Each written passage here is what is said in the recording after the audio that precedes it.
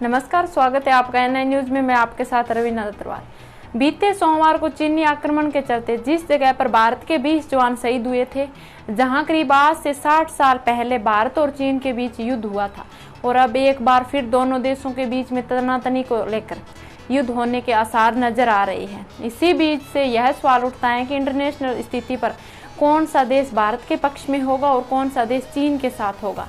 1962 में हुए युद्ध के समय चीन ने जीत की स्थिति में युद्ध विराम किया था। इस पारंपरिक आधार पर समझा जाता है कि भारत के खिलाफ चीन का पलड़ा भारी है, लेकिन इन सब के बीच अमेरिका के बोस्टन और वाशिंगटन में हुए ताज़ा अध्ययन की माने तो पहाड़ी इलाके में भूगोलिक स्थिति को देखकर भारत एक अच्छी स्थिति में है। यानी बीते दिन हुई झड़प में भारत की भूगोलिक स्थिति चीन से मजबूत है, लेकिन मुद्दा इंटरनेशनल का है। यानी चाहे युद्ध दो देशों के बीच जरूर होता है, लेकिन दो देश अकेले अकेले युद्ध नहीं लड़ते हैं। कई देश उन दो देशों में किसी न किसी एक का साथ जरूर देते हैं। ऐसे में कौन सा देश किस देश पर भारी पड़ सकता है, इस बात को समझना बेहद जरूरी है। इसी बीच CNN की एक रिपोर्ट में दावा किया जा रहा है कि चीन हिमालय क्षेत्र में अपने ही बलबूते पर युद्ध कर सकता है। जब से चीन अपनी सैन्य ताकत बढ़ा रहा है, तब से भारत ने दूसरे देशों के साथ में रक्षा संबंध मजबूत करने की दिशा में कदम उठाया है। हालांकि पिछले कुछ सालों से भारत का रिश्ता अमेरिका से मजबूत होता नजर आ रहा है। वाशिंगटन ने तो यहाँ तक कह दिया कि भारत उसका प्रमुख रक्षा शक्ति है।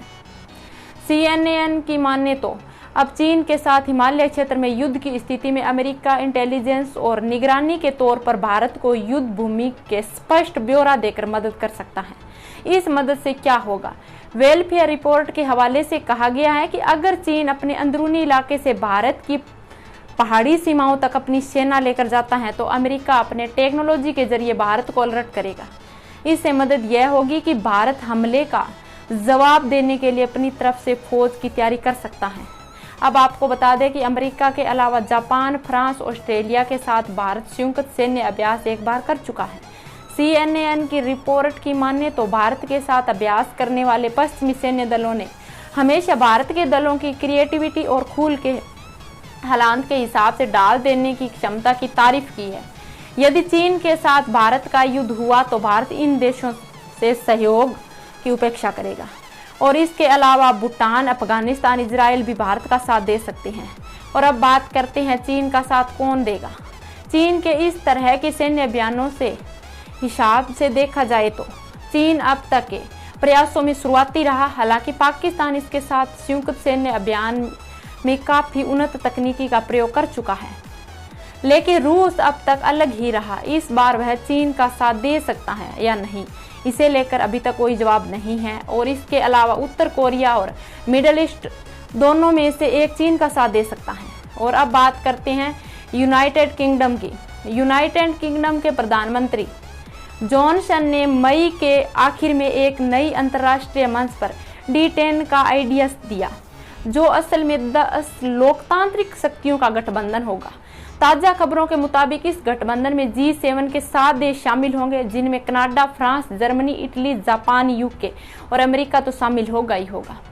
और इस गठबंधन का पूरा मकसद साझा लाभ और चीन के खिलाफ रणनीति एकजुट होगी। बल्कि ताज़ा खबरों की परिस्थिति में भारत इस प्रस्ताव को ठुकराएगा नहीं। इसमें सभी देशों के सैन्य सहयोग की संभावना भी ढूंढ सकता है भारत। अब बात करते हैं भारत चीन युद्ध के साथ साथ चीन को महामारी का खामियाजा भी भुगतना पड़ सकता है। कोविड-19 महामारी के समय अमेरिका ने चीन के खिलाफ नैरेटिव बुने हैं। कोरोना वायरस को चीनी वायरस कहकर वितंडावाद खड़ा किया है। अमेरिका ने कहा कि वैश्विक महामारी के लिए चीन जिम्मेदार है। ऐसी परिस्थिति में अमेरिका के सहयोगी कई देश चीन के खिलाफ हैं। इन परिस्थिति में अगर अमेरिका युद्ध में भारत का साथ खुल कर देगा, तो ऐसे में अमेरिका प्रभाव वाले कई देश चीन के खिलाफ हैं और भारत का साथ दे सकते हैं।